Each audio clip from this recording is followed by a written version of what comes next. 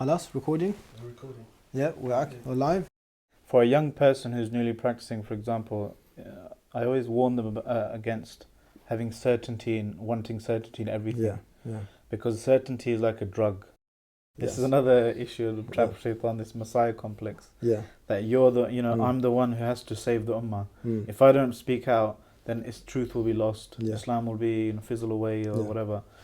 Yeah. And you said that you wanted to refute him or something like that. No, not refute him, subhanAllah, no. But I'll share my story. This hasn't been shared before. He goes, this guy, he's the #1 scholar in the UK. I was quite confused because of so many groups around me, and I wanted to do the right thing. So this brother, he goes, do you know what though, Sheikh Haytham, he's a very smart person. And they just looked at him and said, what? So if you are sincere, Allah subhanahu wa ta'ala will guide you. It's good coffee, man. This is Turkish coffee. It's my favorite coffee so far. It's Kanafa, it's fitna as well, man. MashaAllah. Kanafa, Palestinian Kanafa with Turkish coffee is the best combination. Were you always a coffee drinker?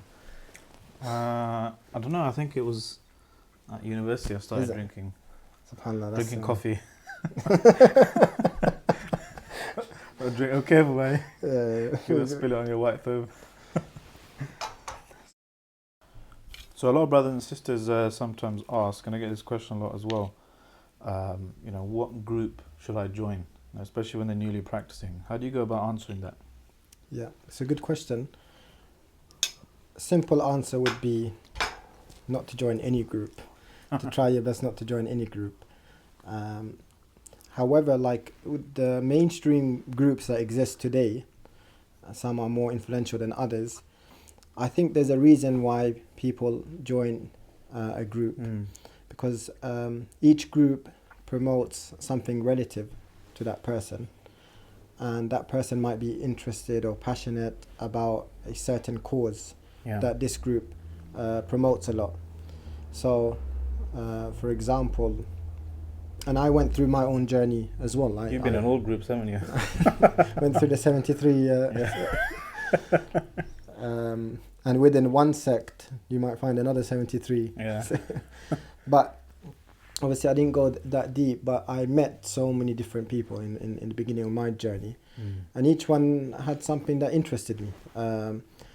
So, for example, a young person who might be reading about the history of Islam and might be proud of the heritage and the glory that Muslims had, and might look at the Muslim situation today and feel saddened that the Muslims are not in the same state anymore, and the Muslims are going through a difficult situation. He will ask why, what are the reasons that led the Muslims to be in this situation. And after thinking about that, he might think different causes a solution for the problem. So some will say knowledge and returning back to authentic knowledge and learning Islam and calling people to worshipping Allah is the solution to bringing Muslims back to the same situation as the past. Some will say it's due to political reasons or economical reasons. So people will... Some will say spiritual issues. Yeah. And you will find mainstream groups that promote these causes as well. And so it's very kind of understandable why young people might join a group. Each group has their own justification. Yeah. They will have sources. On justification. Yeah. You remember Yasin, the Moroccan brother? Yeah. I remember he said to a bunch of brothers once, I was there, and he said, just if you're sincere, Allah will guide your hand to the right books. SubhanAllah, yeah. I think that's the most important thing. Yeah. Because most of the groups around today, or groups that are kind of ideological groups, that have a kind of theory, that have a particular kind of way of looking at things and beliefs and methodology and stuff. Yeah, I believe that's absolutely true, subhanAllah. I think, thinking back about my own journey, and of course I don't claim to be upon the truth and everyone else is not. I don't claim that. But my own journey, I feel like it's Allah subhanahu wa ta'ala who is guiding me, because the situation that I was in, it's very easy for me to have been part of a group. And there was 2 groups that I was with for a long time, and I had to really kind of break ties with some close peers, because I believe that they're sincere brothers, they're good brothers, but they went too far with certain things, and I wasn't comfortable with that. And it was my spiritual journey, I would say, my du'as and my begging Allah subhanahu wa ta'ala to guide me and to show me the truth, that helped me come out of this group.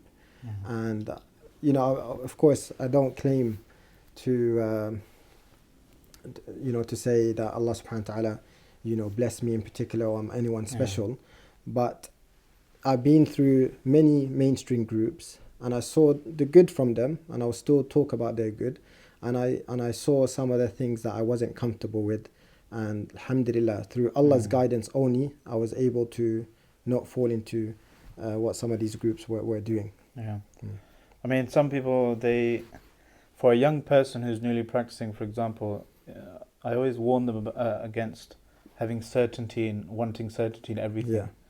Because certainty is like a drug. Once you feel like you've got some, obviously there's things that we have certainty in.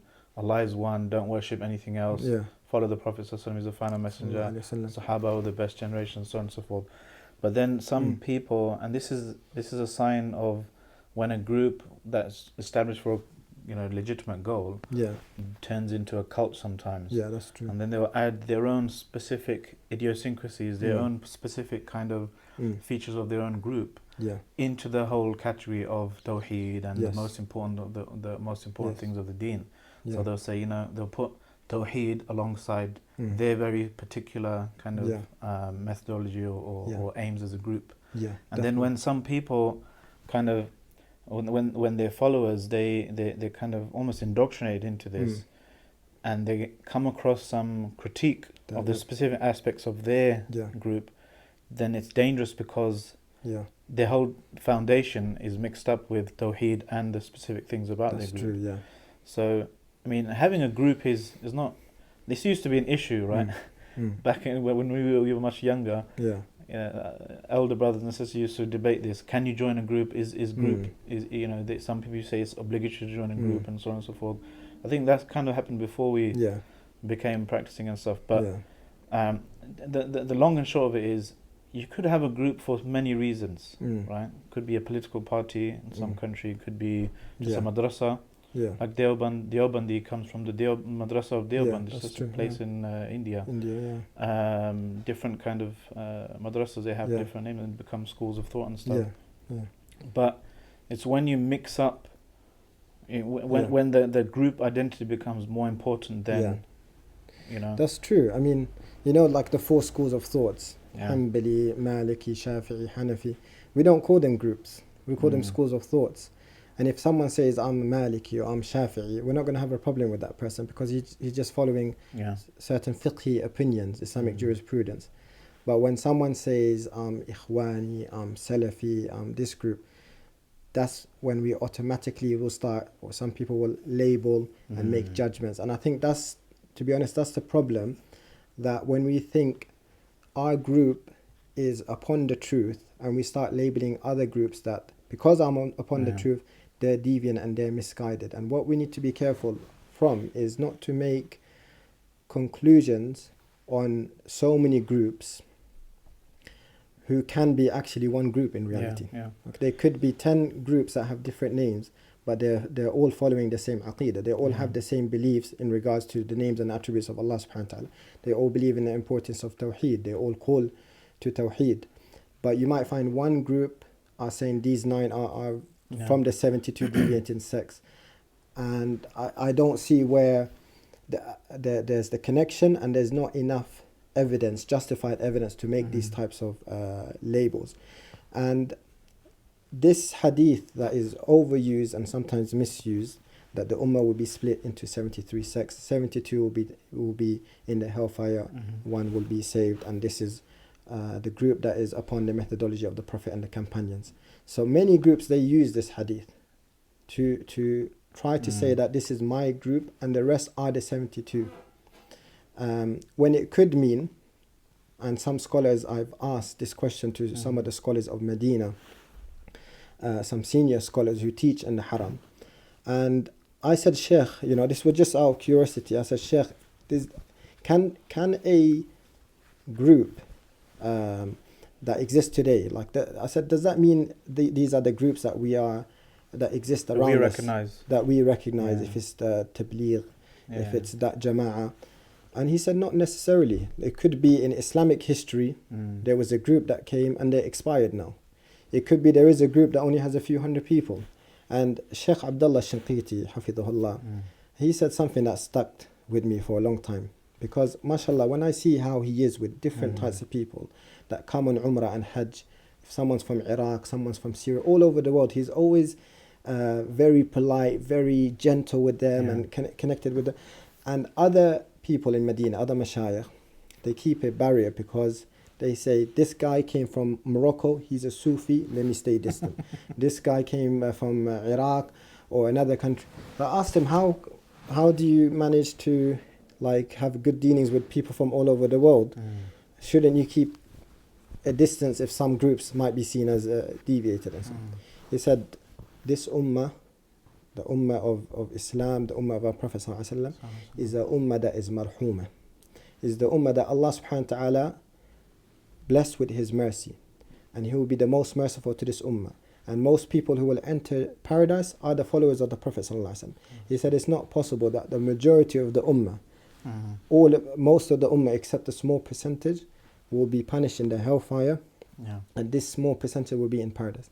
Doesn't mean he's rejecting the hadith, hasha. Yeah, a lot of, sorry to cut off, but a lot of people misunderstand that hadith and others, thinking that it means the majority sect is 1 divided by 73 divided by 1 divided by 73. That's how doesn't they mean that's 1/73rd slice of the ummah. What if the 72 sects is not more than 10,000 people, maybe? Allahu A'lam. So the vast majority of the ummah, we say, and this is born about from istiqra, all the things about the ummah Muhammad sallallahu alaihi wasallam, and that is the majority, the saved sect or the aided group party and all those kind of phrases. They're referring to the general body of Muslims. Yes, the Jama'ah. The mainstream kind of. The Prophet ﷺ used the term Jama'ah, and Jama'ah is the main body of Islam. And subhanAllah, because I was around different brothers. I was around brothers, especially when I went to Medina, who were very, unfortunately, hasty when it comes to judgment. I will probably, no exaggeration, every couple of days I will hear a student speak about another group in a negative sense. And I used to look at the uncles around the Haram that will come to the Haram and read Quran. And that's the same person that some of my colleagues or the students around me will say he's a deviant. And I will look at him reading Quran and making dua. And I will say, I can't think about this person being in the hellfire and someone like me will be automatically in part. This guy is better than me. I know that. From what I can see, he's better than me. And I said, when it comes to Tawheed, the fact that he is making lots of dua, the fact that he is muta'alliq billah, he is connected with Allah subhanahu, the fact that he fears Allah, these are important aspects of Tawheed as well that we forget. Sometimes we restrict Tawheed to our understanding of Tawheed, and we assume because people don't speak the same way as us when we talk about Tawheed, they are not callers to Tawheed, they are not upon Tawheed. And I think that's not fair. That's a sign of, so to say, cultish behavior. Absolutely, a cult, that will hold the text of Islam ransom to their own categorizations, to their own determination that this is where the line is between this sect and that sect. Yes, it could be that Allah and the Prophet ﷺ are referring to people based on the descriptions they gave, not based on the descriptions we gave. Yes, we might say this is one group, this is another group. That's our own perspective. But when Allah and the Prophet ﷺ mention a group, they're giving their own way of categorizing them based on what they describe. Like those who are following what the Sahaba are upon and I'm upon, and so on, the different narrations of the hadith. And that's why I mentioned what Yasin said in the beginning, which is if you're sincere, Allah will guide you, Yeah. inshallah. Yeah. But a mark of insincerity is that you spend more time talking about Islam rather than doing it. Yeah. Yeah. That is Yeah. absolutely true, because when we read the Quran, there are labels in the Quran. Yeah. There are labels like muhsinin, muttaqin, salihin, sa'imin, sadiqin. These are praiseworthy labels. But I can't call myself that, right? I can't call myself Omar, Hajaj, al-muttaqi, hasha, or as-sa'im, or even though I'm called Hajaj, by the way. Hajjaj means someone who does lots Really? of Hajj, but that's not an accurate representation. But we won't, because Allah tells us not to do tazkiyah of ourselves. Yeah, do not self-praise yourself. However, we look at the Sahaba, the Jama'ah at the time of the Prophet sallallahu alaihi wasallam. They didn't have labels. They didn't call themselves different names. They were around the Prophet sallallahu alaihi wasallam. Their actions shows who's guided or who's not. If you have lots of ihsan, that means you're a muhsin. If someone fasts a lot, and these actions are known by who? Allah subhanahu wa ta'ala. These labels are known by Allah subhanahu wa ta'ala. All these terms that came today, even if people don't like hearing this, they're man-made terms. They're names that are made. And some of the terms that are used sometimes, it's as if you're giving tazkiyah to yourself. It's like you're saying, I have the correct aqidah, and I am upon the truth, and I am like a representative of the companions and those who came after them. So these labels, especially if there's, we're not saying you shouldn't use them. That's not the discussion. But if it's going to make you feel that I am upon the truth and everyone else is not upon the truth, everyone else is misguided, and you're not seeking efforts to actually learn and study and improve, then that's when it can become problematic. Improve yourself first rather than... And another sign of insincerity is you learn something in order to rebuke others. That's unfortunately what I see lots of young people falling into today. That is quite common, and I don't want to sound negative, but it does sadden me, to be honest, when I see a person who just started practicing, and he's speaking about scholars who studied and served Islam and the Muslims for 25 years. And it's just a simple question. How do you know that he is misguided? You didn't reach that level of knowledge. So it's surprising me to see, and it's becoming quite common with young people who are 16, 17, 18 years old. And not only that, they start making public, videos or go out of their way. Instead of learning Islam, learning Quran, learning Arabic, improving their ibadah, they want to learn who's misguided, and they make it their job to fight them or debate them. I've seen this. Because if they don't, then the ummah will be lost. Yes. This is another issue of the trap of shaitan, this Messiah complex. Yeah. That you're the, I'm the one who has to save the ummah. If I don't speak out, then its truth will be lost. Islam will be fizzle away or whatever. And that's another very dangerous kind of mindset and linked to cultish behavior. Yeah, because did you go through that same journey yourself? So when you were, remember you were talking about the first time you met Sheikh Haytham? Yeah. And you said that you wanted to refute him or something like that. No, not refute him, subhanAllah, no. But I'll share my story. This hasn't been shared before, except I told you and a few brothers. But Sheikh Haytham, may Allah preserve him, he is someone I do respect a lot. And I think, subhanAllah, not many people know this, that he had a big impact. He doesn't even know that. He had a big impact in my life that really changed my direction. Yeah. And so in the beginning of my journey, alhamdulillah, I was, going to every single lesson that I've heard of, I will attend. Every single lecture that's being organized, I will attend. So I was very kind of passionate and thirsty for, learning Islam. But there was times where I was confused. There were times where, and there was like a time where it was quite stressful for me. For like a few months, I was quite confused because of so many groups around me, and I wanted to do the right thing. And I don't want to also go away from people who, looked after me and taught me and were my brothers, who I still see as brothers. But there was a group who I started studying more with, and I used to be with nearly every day for 6 months. That's when I was in college. And so after college, I will go meet them, and we will study together, we would read books together, and we will do other things as well, trips and visit other brothers. So I did feel strong ukhuwah from them, and I still would, thank them until this day for it. But That what inspired you to set up Yasin Youth Tours? Yeah, maybe some things I learned from them, alhamdulillah. So these brothers, they're good brothers, but they had that mentality where many people were not upon the truth. And I used to have many discussions with them nearly every day, that perhaps we're going a bit too far, perhaps that's not a fair statement, with many groups. And some people they were speaking about were true, like some extreme liberal or extreme moderate Muslims who were saying wrong things, who were trying to change the religion. They were saying valid points about them, backed by Quran and Sunnah, but not every group they were talking about. So we were in a gathering once, visiting some brothers.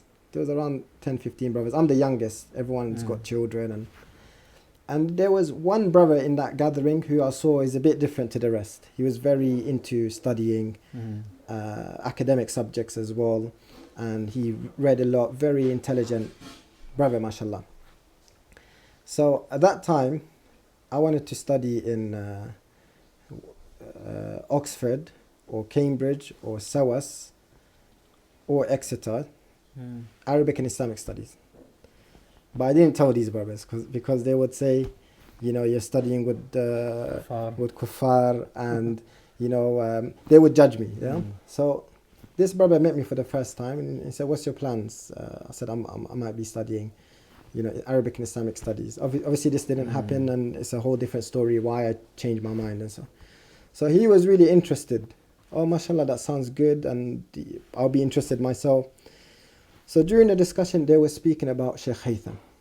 That Sheikh Haytham is voting, calling people to vote.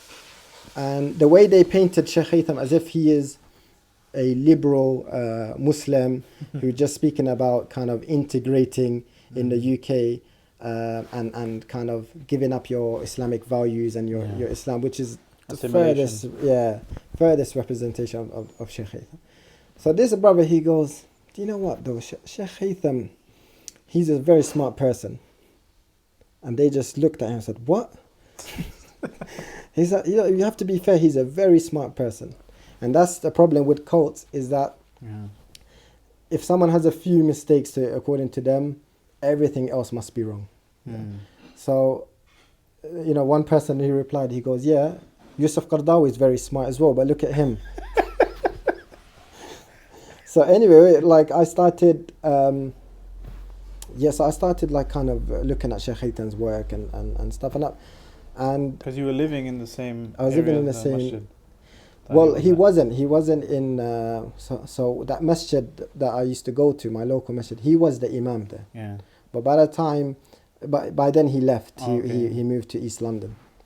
So I came in the masjid once, and there's an older brother, uncle.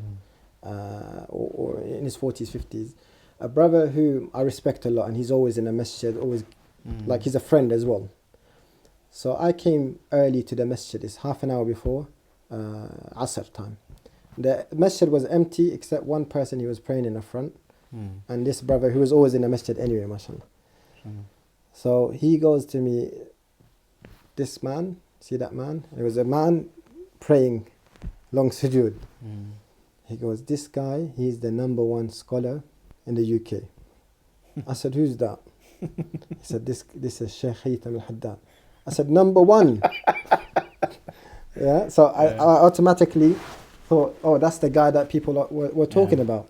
And how is he saying number one scholar? So it shows how you get affected. Because the first thing you hear about something that settles in your heart. It's true. It's very powerful. Even though I whether it's your football team that you support or something you heard about this country. I heard Japan is a cold country. When someone comes to you and says, no, Japan is quite warm, you have resistance to accept that because that's just the first you got thing information, or you think you have correct information. That's true. And that's what happened to me, and I can see it happening. I can understand it happening to others. So, but what I did, I said I want to pray next to him. So while he's praying, I prayed next to him, my sunnah prayers. And I pretended I didn't know who he was. So subhanAllah, when I started my salah, he was doing sujood. By the time I did sujood, he's still doing sujood. And I can hear him making dua. I can hear him say, Ya Allah, Ya Rabb, astaghfirullah, astaghfirullah. And doing ibadah like. So that just changed my heart straight away. I said, he can't be a misguided person. If he's doing this type of ibadah to Allah subhanahu wa ta'ala, you can see as if he's a miskeen doing dua, a scholar doing dua. I don't believe he's misguided. So so he prayed. After Asr came, masjid was packed. After Salat al-Asr, I walked past him. He saw me. He's doing his tasbih, and he saw me, and I looked at him, and he smiled at me, and I smiled back. Yeah. So that had an impact in my heart. I was still with these brothers for. You wanted to hate him, but I couldn't. Yeah, I couldn't. So anyway, so after like 3 months, I'm still with these brothers. There was a time where I said, and many brothers tried to advise me to stay away from them. So I actually fell out with even some family members and others because I was loyal with these brothers, but I would ask them questions whenever I have other discussions. There was a time where I traveled to Jordan, so I had some time alone for like 2 weeks, and I was reading lots of seerah at that time, and I was alone as well, like in Jordan, and that was one of the best like spiritual time in my life when I went to Jordan and living with the seerah, because I started asking Allah for guidance, because what they're calling to are things that I believe in as well. However, other aspects went too far. So I asked Allah to guide me and to still use me. And alhamdulillah, Allah subhanahu wa ta'ala showed me like dreams and other things that happened to me that alhamdulillah made me come back feeling better. So when I came back, I decided I don't want to meet these brothers, and I said I need a break. So I stopped communicating with them for like a week, and I wouldn't answer their phone calls even. I went outside London for a camping trip with the youth. I started doing youth work quite early, alhamdulillah, with the local masjid that I was with. And alhamdulillah, I didn't used to bring the views that I got from that group to the youth or others. That's when I asked, Ya Allah, if they are upon the haqq, show me.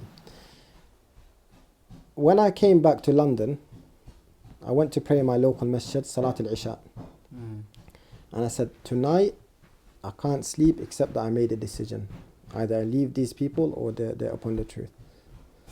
So I was confused, and who do I see after Salat al-Isha? So I'm praying Isha, but to be honest, I didn't have full khushu' because I'm stressed about the decision to make.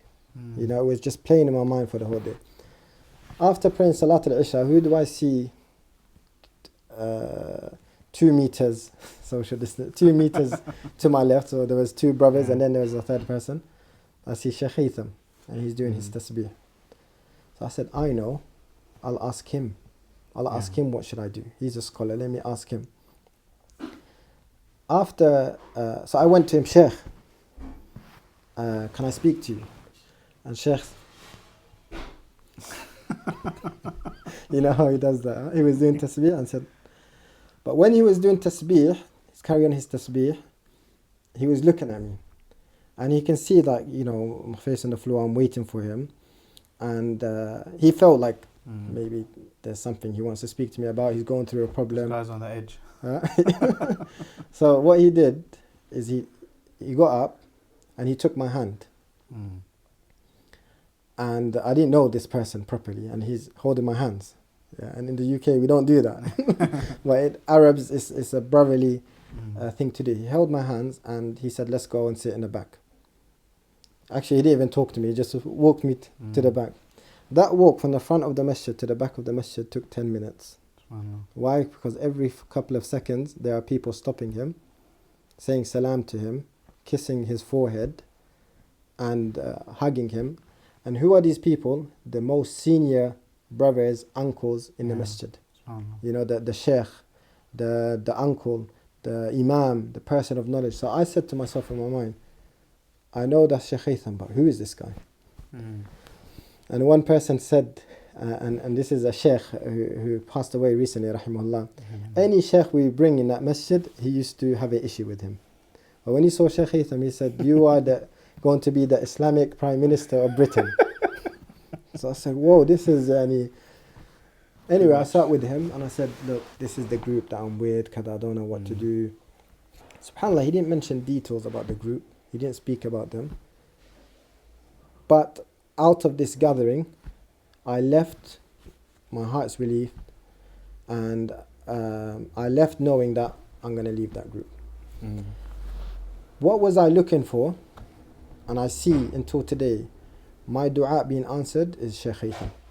Shaykh Haytham is my dua answered. Why? Because I said, Ya Allah, I want to be a person that serves others in the UK.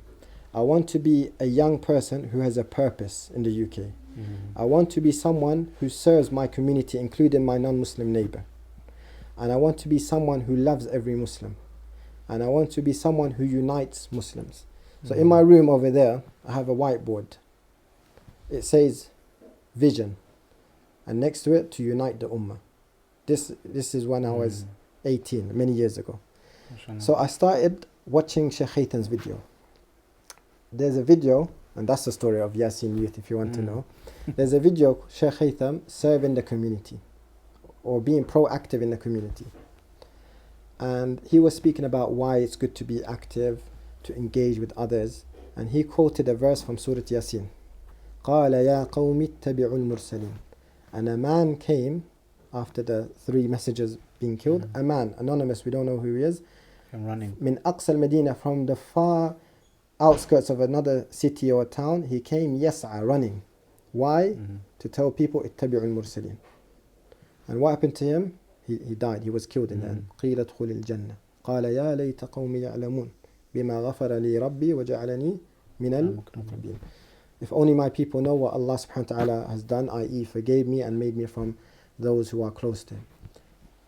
This is the man we should all try to be. Someone, and this is the idea of Yasin Youth, that we want youth to be proactive, to be confident, to call people to the truth regardless of the consequence. Boy,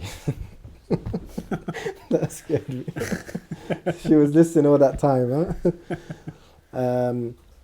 So subhanallah, so I saw Shaykh Haytham is that person that is balanced. He's not extreme in both sides. He's not an extreme liberal who is calling people to compromise their Islamic values. He is very, very assertive with his Islamic values and with his Islam, to the point where it is what it is, if you like it or not. He has that character, and he's a strong character, mashallah. And at the same time, he is not very afraid of being unpopular. He's not afraid of just pleasing people. He would say the truth, but at the same time, he has wisdom, hikmah, and he sees the importance, or he understands, mashallah, from someone who was born and brought up in Saudi Arabia, and some of the UK du'at who have been here for many years, born and brought up, like Abdurrahim Green and others, will say this person understands the direction we need to take in the UK. To the likes of British-born du'ats, children of senior army officials like Abdurrahim Green, will go to him for advice in regards to direction for the Muslim community in the UK. So when I was listening to his lectures, I said, this person knows what he's talking about. And this is the direction that I was looking for. And then I realized that, mashallah, many of also the proactive students of knowledge and the du'at who are doing really good work, really good projects, they're his students.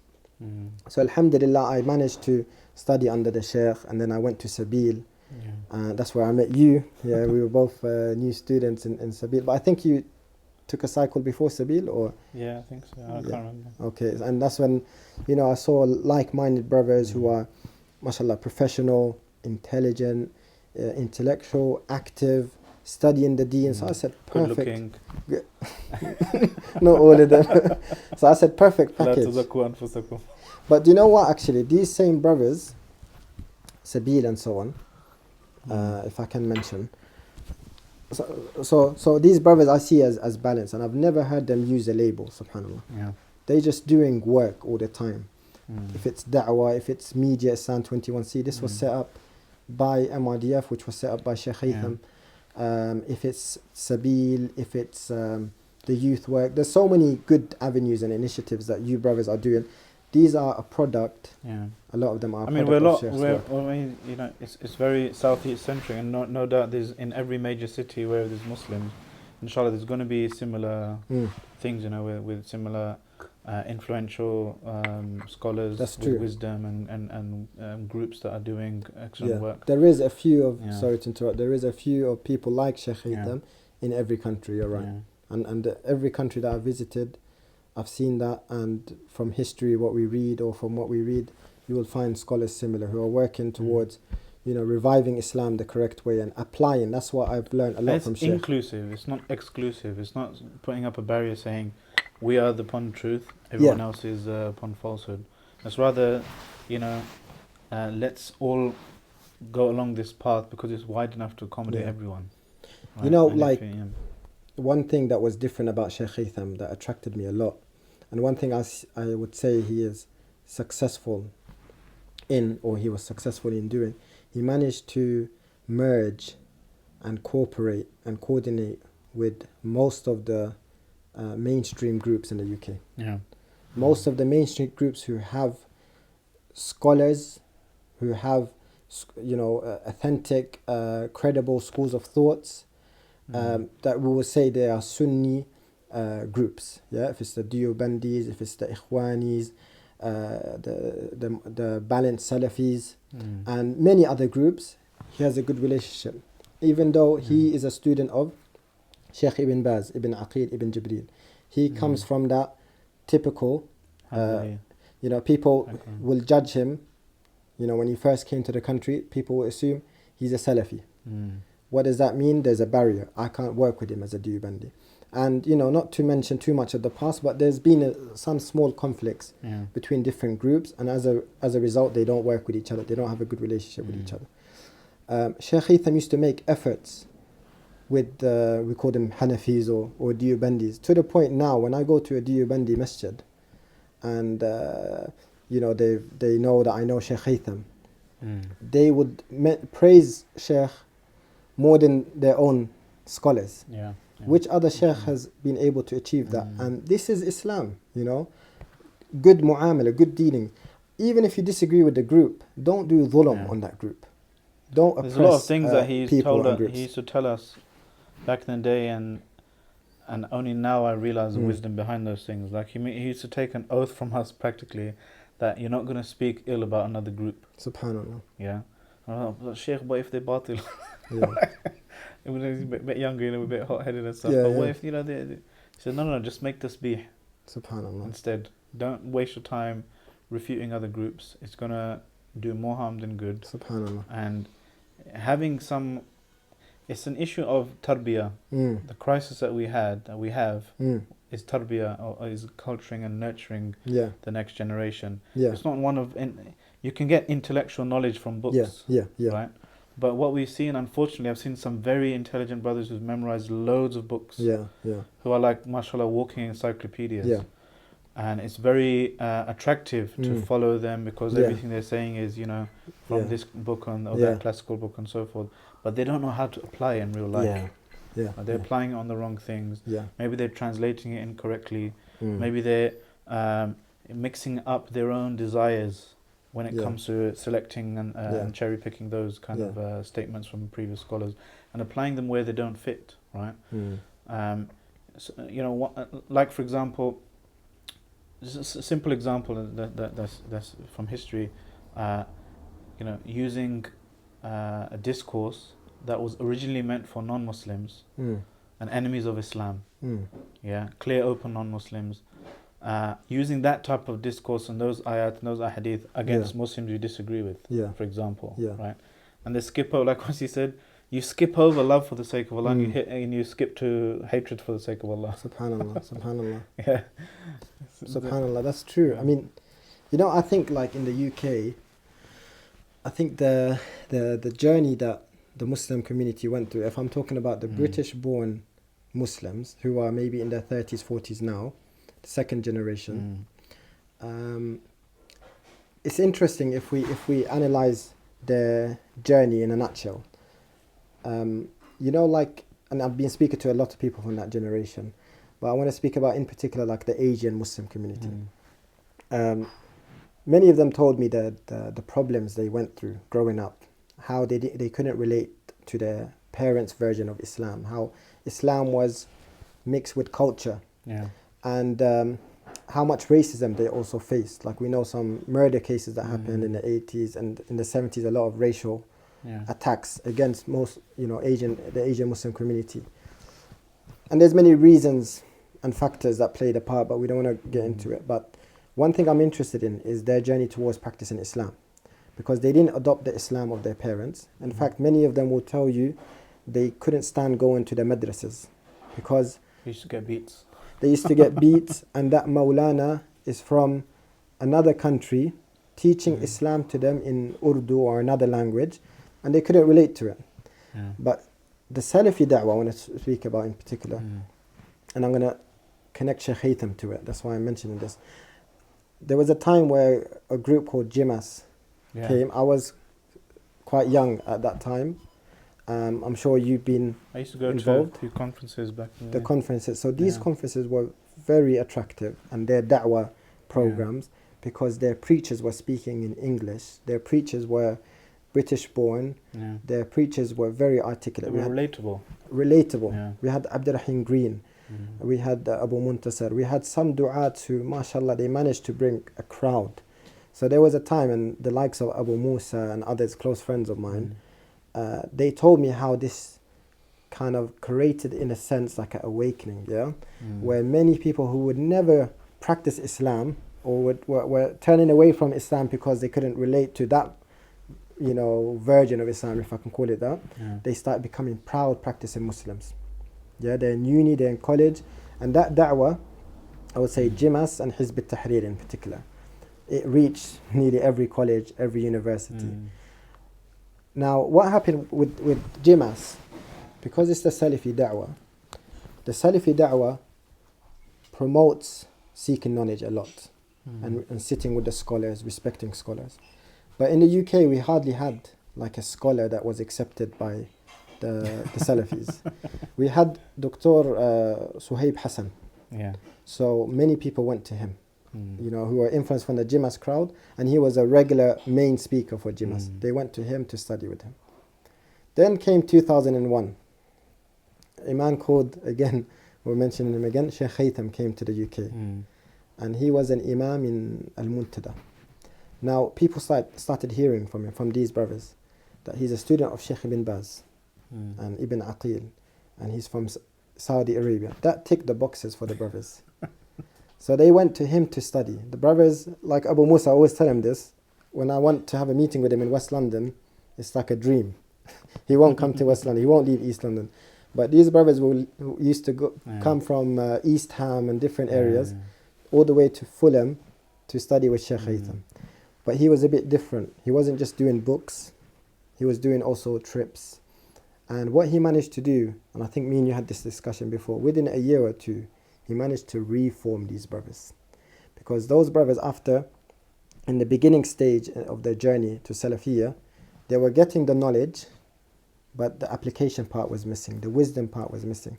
I remember asking Abu Musa, I said, you know the Living Islam camp that the Islamic Society of Britain used to organize? Because that was like the only thing that existed before Jimas. Some of the Jimas followers will call it Leaving Islam, not Living Islam.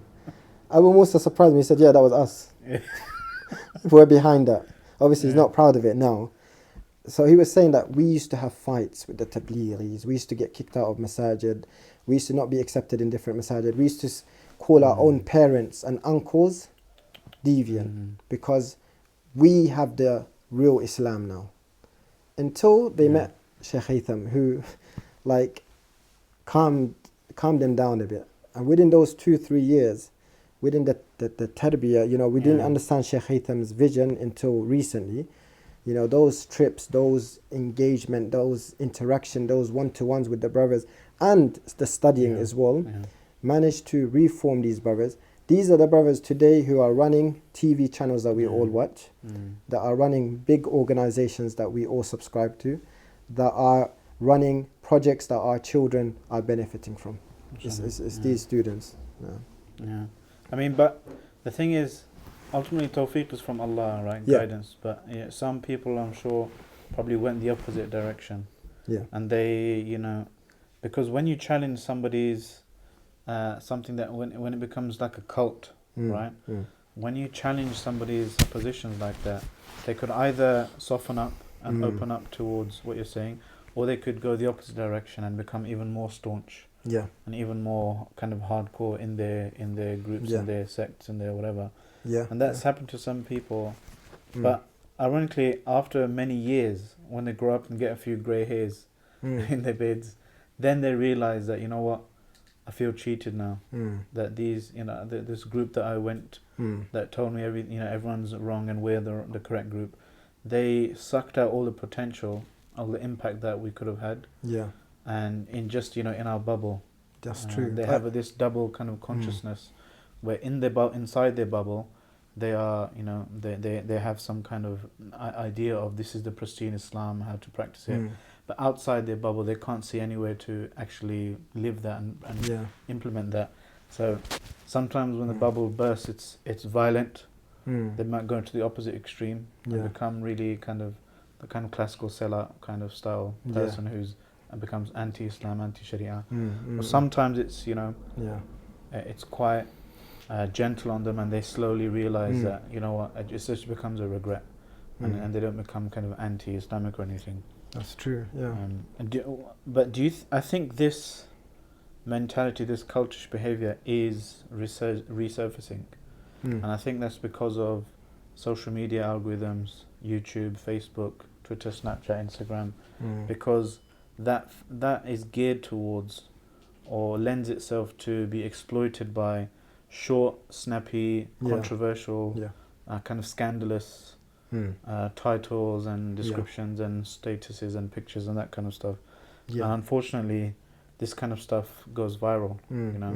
You could do a video telling someone this is your positive case for what you should do, and you might get some views. But if you do a video saying that person is wrong, that's a deviant, you get far more views, especially if that person's famous. That's true. All of the fitna comes of people's intentions now, that you can become famous overnight just by choosing some famous names and doing videos kind of rebuking them and refuting them and stuff. Very famous easily, of course. I mean, there's a difference between like being present online and being present with the community. Yes, you can get hundreds of thousands of followers on social media doing videos that are kind of viral material, interesting for people. Even you can now you can pay for likes. I actually know some people who are quite have many followers on social media. They paid a lot of money to get followers. And sometimes these followers are not really people that you are trying to preach to or target to. They could be Muslims in Africa or Asia who without a doubt we should benefit. But if you're trying to kind of focus some efforts and some change, scholars there. They have enough scholars as well. If you're trying to kind of influence your own community, because that's where we should start. You will be surprised that actually they don't really have influence over the local community because the grassroots efforts are not there. And there's a difference between, it's nearly impossible to do tarbiyah online. When someone is guiding you, right, and holding your hands and you are engaging and interacting, and your father passed away, you have someone to talk to. You're stuck on some mas'ala in the book, you got someone to talk to.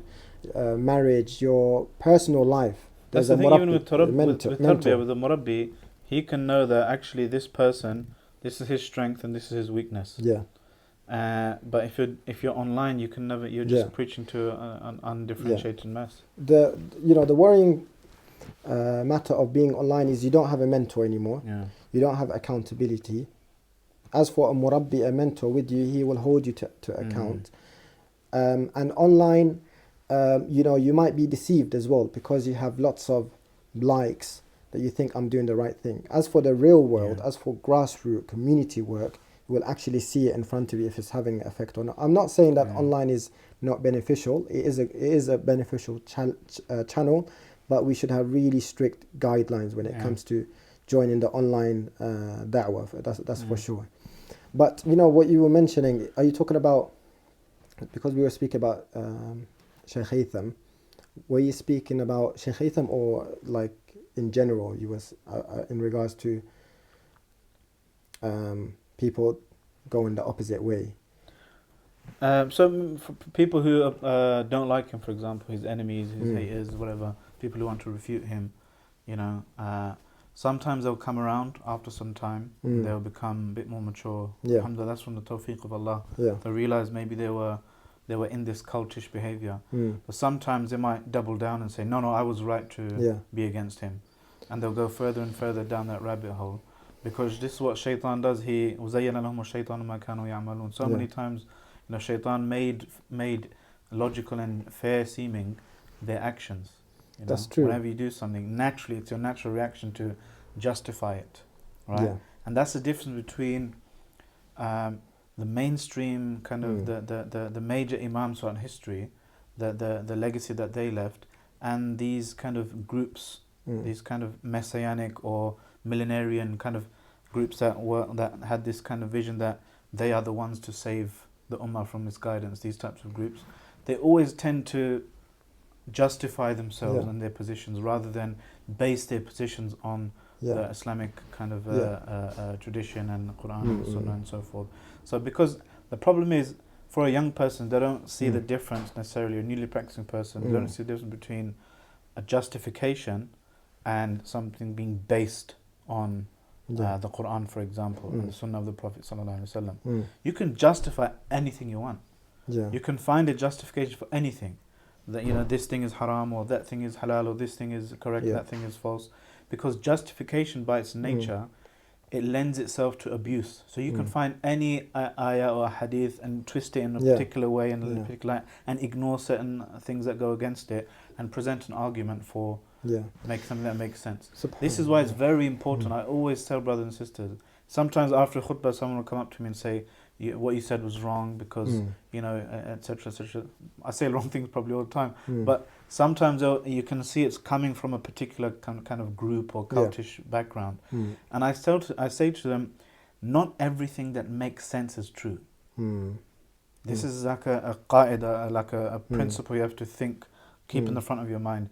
Just because something makes sense to you, and just because somebody makes a powerful argument with an ayah or a hadith or a statement of a scholar in the past, it doesn't make it true. You can make a false statement make sense to someone by simply giving them the right information and so forth. As we say in Arabic, كلمة حق أراد به باطل. I'm saying the truth, and even some enemies of Islam use that, and has been used in the past, where they're quoting verses and a hadith and quoting valid statements.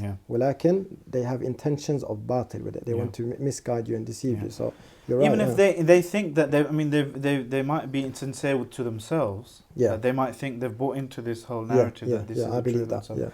But how do you tell between something which is based on Islam and something someone was just justifying based on certain Islamic evidences and so forth? And the thing is, that requires a bit of discussion and a bit of learning and stuff. So for somebody newly practicing, the best piece of advice is just keep your mouth shut when it comes to certain issues. When it comes to the honor of someone else, especially the honor of a Muslim, when it comes to backbiting someone, when it comes to slandering them, when it comes to speaking bad against them, right? Just be quiet. And it's funny you said that. Doesn't mean that Islam is going to be lost if you don't speak out. That's absolutely true. Could learn a lot from the imams of the four schools of thoughts, because they had knowledge of Quran and Sunnah. No one can You know, they were hafiz of the Quran, hafiz of the Sunnah as well. They had knowledge of Arabic, they had knowledge of the nasikh wal mansukh, they had knowledge of the mustalah, the hadith. They're mujtahideen, mutlaq as well, like complete mujtahideen. They mastered every science in Islam. So they're qualified to give fatwa. I said to one of the brothers, who I do believe he's sincere, but unfortunately, may Allah subhanahu wa ta'ala forgive and guide us all, he got involved in a lot of refutations, a lot of battles, to the point where it was too much for him. And I was worried about his well-being, even though he insulted and was unjust to people close to me. Yeah. I said to him, when I asked him, and this is before he did the refutation videos, I said, do not get involved in this, please, for your own sake, do not get involved. And what did he do? He quoted to me the hadith. He said, look, the ummah will be divided into 73 sects. And he said, whoever sees from you munkar, evil, then let him change it with his hand. If he can't, then let him change it with his tongue. If he can't, let him change it with his heart, and that's the weakest form. I'm changing it with my tongue. I said to him, this hadith, the scholars spoke about it. They said changing a matter with tongue has conditions. One of them is having knowledge. Yeah. Are you sure 100% what you're saying is true? Are you sure 100%? And even before that, yeah, it's a unanimous condition that any munkar has to be a munkar. ahsant. And It's did you not something establish you that it's a think is munkar? wrong, yeah. That is the major problem It has as to well. be no ijtihadi Yes. matter. There's no inkar la inkar fi masail ijtihad. No. There's no condemnation in issues where there is Difference of opinion. a potential difference of opinion, Yeah. or it requires Ijtihad. Yeah. And that's exactly what I said to the brother. I said, look, the problem is not the Quran and the Sunnah. We have the Quran and the Sunnah, and we will always have the Quran and Sunnah that's preserved. A problem that we have is lack of ijtihad. That's what's missing today, is understanding the Quran and Sunnah, rulings of the Quran and Sunnah, and application of the Quran and Sunnah. Our Shaykh Haytham always says, and I've learned a lot from this, the correct understanding. But before the correct understanding, the correct sources. Yeah. So not everyone who brings Quran and Sunnah, that means he's correct. So number one is the correct sources, but to add to that, the correct understanding. The fahm. intended understanding of those ayat or those ahadith. Naam. Yeah. And the fahm sometimes requires ijtihad. And ijtihad is to who? Mujtahideen, not awam, not even tullab ilm, not even people who are just starting to study. Those who are just starting to study, the wajib for them is to learn the sciences and the subjects that allows them to worship Allah the correct way. Imagine I skip that part and I'm getting involved in ijtihadi matters. And on top of ijtihadi matters, qada'i matters. What is qada'? When I start making rulings that this person is an innovator, this person is deviant, this person is kafir. And some people who just started practicing Islam are calling people kafir or calling people mubtadi'. What made you skip those 20 years? Tell me how you did it so I can take that method, mashallah. You know, how did you manage to skip 20, 25 years and became a mujtahid? So that's the problem. So the first stage is sources. Correct sources. I can't bring it from Yeah. wrong sources. The correct understanding needs ijtihad in some matters. And ijtihad means that you mastered the sciences of Islam and exhausted your scholarly tools. Scholarly, meaning you have to be a scholar to have the understanding and to make a ruling. The third step is the application. Yeah. This is the most important thing I think that we miss out today. People don't understand that that's actually a separate thing. People might find an understanding of something theoretical. Their understanding might be correct technically. You know, this could be the ruling on whatever. Say, if somebody does this, then they become a non-Muslim, or then they become a heretic. Even though the source of Islam, they spend very little time talking about heretics. More the binary more that we're given in the Quran and Sunnah is overwhelmingly Muslim, non-Muslim. That's the most important binary. But even if we ignore that for a moment, even if we have the correct theoretical understanding, that someone who believes in this becomes, deviant, heretic, whatever. Even if for argument's sake we accept that. To apply that now yourself on an individual, this is something that requires so many principles and so many procedures to go. And you know, like this is futya. This is yeah, giving a fatwa. This is giving what mufti fatwa. is. And But not qadi. only that, you know, like some brothers, unfortunately, what they got into as well, they put themselves in a position to rebuke and refute when we establish that we're not qualified to do that. But to add to it, they added injustice, unfairness, lies, deception. That's where I can't kind of understand. Until now, I don't understand it. And this brother, wallahi, I make dua for him every time I go to Mecca in front of the Kaaba. And this brother, I've tried many times to the point where people are saying, why? Just leave him.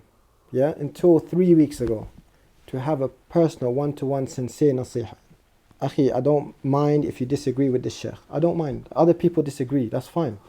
You don't have to agree with him. But don't you think what you did was unjust? Don't you think there was deception, there was lies? How are you going to justify that? Forget refutation, because even that you shouldn't do it. But forget that for a side. How would you justify that in front of Allah subhanahu wa ta'ala? He said, I will stand in front of Allah. I'm prepared to do that. This person is a deviant. He has filthy views. So he still continued. When he said that, I said, Khalas, sorry, akhi, I can't continue this discussion. I was wrong. I thought you maybe matured, changed. It's been 4 years. The mushkila is that because you got yourself involved in refutation, it becomes personal sometimes. No one can deny that. It's hard to say that it's not personal. It becomes personal. You want to admit that you're wrong as well, because your nafs comes. Yeah. There's a really amazing statement by Sheikh Al-Muallim Al-Yamani. I'm going to completely destroy it, but I'll try and recall the translation. Right? He said, sometimes I'll think about something, a mas'ala, an Islamic issue, and I'll come to the understanding of it in my heart. Yeah. Say, I've thought about something, and I think my belief on that issue is X. Yeah. Let's say I think this thing is haram. Yeah? Right. And then some time passes. I haven't told anyone yet. Yeah. And something comes to me. Something else comes to my mind, and I remember another evidence maybe, and it caused me to question my previous conclusion. Yeah. And I find myself hesitant to change my opinion. Yeah. Even though I haven't told anyone yet. I haven't even uttered it. Right? Now imagine how much harder would it have been for me to change my opinion. This is a scholar, right? This is someone who's worshipper of Allah, focuses on his nafs and his character traits. And imagine someone who's younger, it's harder, even harder for him. So he said, I found resistance in myself to change my own opinion based on something I thought of myself. Imagine how much harder would it have been if that information didn't come from myself, but it came from someone else. Subhanallah. Yeah? And how much harder would it have been if I had spoken my original opinion first? If I had publicized it, written a book about it, or a tweet, or a YouTube video, how much harder would it have been to change my opinion there? Subhanallah. And how much harder again would it have been if someone else told me, basically you're wrong, you think about that? How much harder would it have been? Not only that, now how much harder would it have been if that person was my enemy? Allah. Yeah? But I articulated my opinion. I found that it was wrong, but the person who told me I was wrong, I missed something, in my analysis, that was my enemy or my opponent. How difficult would it have been in my heart to overturn my previous ruling? Someone who doesn't care about this, someone who thinks that no, they don't have this issue, they definitely have that issue. Because you have to watch yourself, watch your heart, watch your desires. Are they dictating because to you what too happens much? is, like, sometimes someone will tell you, don't do it, you're wrong, and either you say, which is the harder part, let me reflect, maybe I'm wrong, and accept that I'm wrong. And subhanAllah, there's actually a book, and I'm sure there's more, but it's called Al-Ruju'u ila al-Haq. Ironically, I found that book in Sheikh Haytham's house, and he recently turned digital. So he had like thousands of books. He donated it to the masajid to turn digital. But that book remained in his house. And it gives examples from the time of the companions, the Salaf, all the way to scholars of today, like Sheikh Al-Albani, different examples of how some of them returned back to the haqq, of like a position that they had, and change their mind, or an incident that happened that changed their position. It's an amazing book, subhanAllah. I'll read that inshallah. But yeah, so I will say to you, you're wrong, and you say, I'll accept. That's a praiseworthy, and Allah subhanahu wa ta'ala will give you tawfiq if you do that. And you shouldn't worry about your reputation, because Allah will bless your reputation. As Aisha radiallahu anha, she narrates that the Prophet said, whoever pleases Allah, even if it means in the expense of displeasing people, Allah will be pleased with you and the people will be pleased with you. But if you displease Allah for the sake of pleasing people, Allah will be displeased and the people will be displeased. Or you'll fight back. Naturally, that's what happens. If someone's not careful, you'll say, I'll show you. Naturally, you'll think, what do you mean I'm wrong? Here are my evidences. The summary is, look, if somebody is newly practicing, they want to come close to Allah, they want to come in their journey to Allah, they should focus on themselves. They should they should be very careful not to blur the lines between something they hear or read of theory and try to implement that in real life themselves. Especially if it involves the rights of other people, the rights, especially scholars and that kind of stuff. Especially scholars who are the inheritors of the Prophet. Sallallahu Alaihi Wasallam. Go back to right at the beginning. If you are sincere, Allah will guide you to the right books with the theory. Even if you might have some mistakes here and there, right? Your worship, your prayer, fasting, sadaqah, that will make up for relatively minor mistakes. You might have a correct and incorrect understanding about this aspect or that aspect of Islam. SubhanAllah.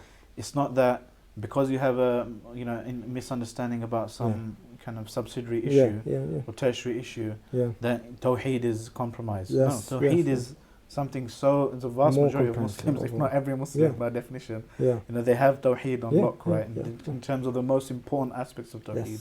If you have some mistakes here and there, Allah will forgive you if you have good deeds. Not if you're spending so much time making sure you're theoretically on the right path, but you have no extra salah, you have no Quran reading, you have no sadaqah, charity, fasting, these types of things, then that's a very bad sign. So I think that's why I said, if you're talking about Islam more than you're doing it, that's a problem. Recently a lot of people have been talking about qira'at and preservation of Quran. And I thought to myself, because naturally you have a curiosity, right? If you learn something, you want to learn different opinions or whatever about that. I was thinking, and one thing hit me, I said, subhanAllah, today I read about the Quran more than I actually read the Quran. SubhanAllah.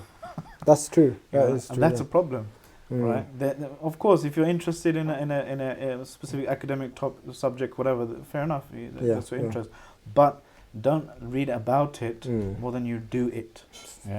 Don't read about Aqidah more than you actually do Aqidah, more than you actually worship Allah alone and shun those things which displease Allah.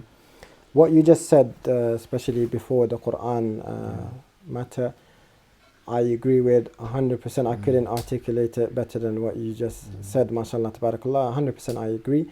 In conclusion, inshallah, this will be the last point. Maybe we can call the video.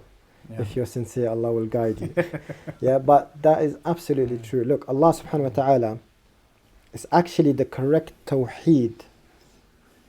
When the Prophet alayhi salam, he said a person will sin and then repent, and Allah will forgive him, then sin again, then he would repent, then Allah will forgive him, then sin again and again and again and again, and keep repenting, and sinning again, keep repenting. This has tawheed in it. This is why Allah forgives him. Because every time he falls into a sin, he remembers that he has a Rabb, a Lord over him that forgives and accepts the repentance, so he doesn't lose hope, he doesn't despair.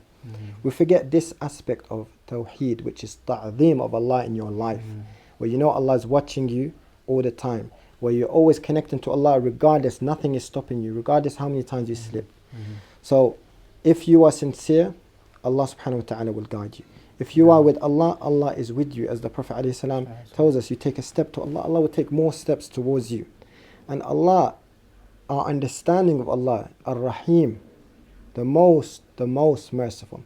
By Allah, Allah does not want to throw you in the hellfire. And it is, I believe, the wrong understanding of Tawheed to believe the average Muslim who worships Allah subhanahu wa ta'ala, who fears Allah, who reads the book of Allah, who believes in the messenger and follows him, who believes in the angels, believes in the unseen, I believe that is the wrong understanding of Allah subhanahu wa ta'ala to assume that he is going to the hellfire. Rather, this is the ummah that is marhuma, the merciful ummah. Allah subhanahu wa ta'ala will admit many followers of this ummah to paradise. And just last but not least, love every Muslim. Every Muslim is your brother. The moment you feel like you hate another brother, there is a naqs in your tawheed, because the Prophet ﷺ said, none of you truly believe the iman. None of you truly believe until you love for your brother what you love for yourself. If you see another Muslim who you don't know and walk past and you judge him and believe he's deviant, there's a problem here. So the moment, and this is why, you know, I felt this when I left this group that I spoke about earlier, I felt like I loved Muslims again. I loved that Somali uncle that walked past me. I loved that Pakistani uncle. I loved this young brother. I saw them as a Muslim brothers and I saw khair in them. But when you're in a cult, it's just my group. The rest are not upon the truth. So love every Muslim in this ummah, from Malaysia, China, Brazil. See every Muslim as a brother. This is, inshallah ta'ala, the correct, hopefully, reinforcement of tawheed and iman and belief in Allah subhanahu wa ta'ala and love for others. هذا والله أعلم. If we said anything that is correct, we ask Allah subhanahu wa ta'ala to accept it, and we ask Allah subhanahu wa ta'ala to guide us to the truth and to guide others to the truth. And if we said anything that is wrong, this is due to our shortcomings in knowledge, and this is this is due to our own mistakes and our shortcomings. We ask Allah to pardon us and forgive us.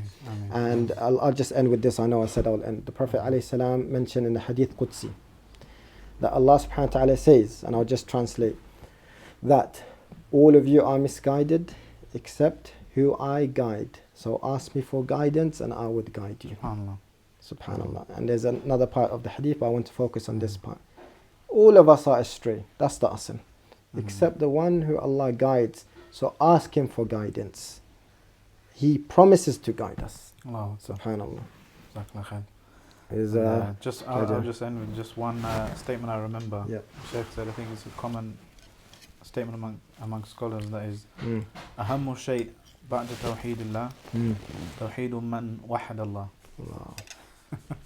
The most important thing after Tawheed of Allah, after the oneness of Allah, is the oneness of those who do the oneness of Allah. The unification and the kind of. We see this in Hajj, even though Hajj is not happening, unfortunately. But you see Muslims from all over the world, موحدين to Allah subhanahu wa ta'ala, وموحدين اجتماعيا كذلك. يعني as a ummah we are one, dressed one, facing one qibla, worshipping Allah subhanahu wa ta'ala. Amazing statement. Jazakallah khair. How did you find the kanafa and the Turkish coffee? Palestinian kanafa, Turkish coffee is a dangerous combination. Wallahi, subhanallah. This, you're stealing my statement, akhi. But la bas, there's no copyright with ilm. Jazakallah khair. I'm going to get refuted now. I'll make a video against you. Jazakallah khair for the lovely discussion, mashallah.